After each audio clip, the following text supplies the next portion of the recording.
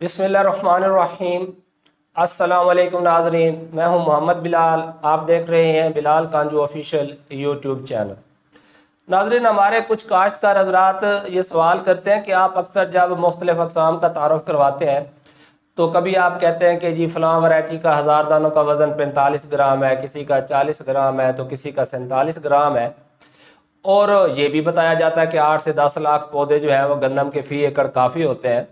तो अगर इस मुनासबत से देखा जाए फिर तो बहुत कम मिकदार में बीज इस्तेमाल होगा, तो फिर आप लोग 50 किलोग्राम बीज क्यों सिफारिश करते हैं?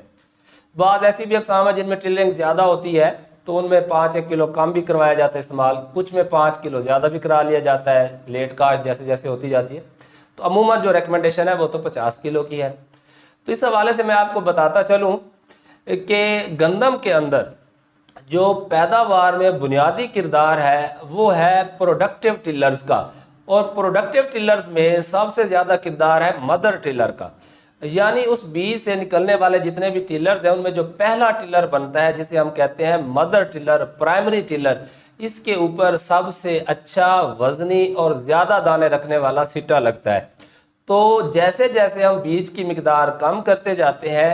टिलर्स तो ज़्यादा बनते जाते हैं, शगुफ़ा साजी ज़्यादा होती है, झाड़ ज़्यादा होता है। मगर होता क्या है कि टिलर ज़्यादा होते हैं, उनमें बांझ टिलर, छोटे सिटियाँ समझ लें, छोटी सिटियाँ लगती है, उनमें वो दानों की तादाद पूरी नहीं होती। तो जब मदर टिलर कम हो जाएंगे तो अल्टीमेटली पैदावार में कमी आएगी।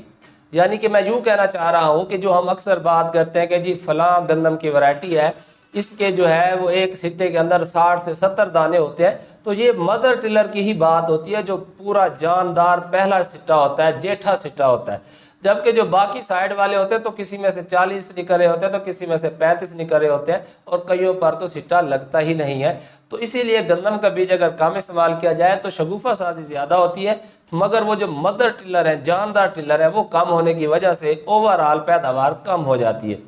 अच्छा, इसी तरह अगर जैसे ही हम मौसमी काश्त में यानी बर वक्त काश्त में 50 किलोग्राम से ज़्यादा बीज का इस्तेमाल करते हैं तो उससे क्या होता है, शगुफ़ा साजी कम होती है,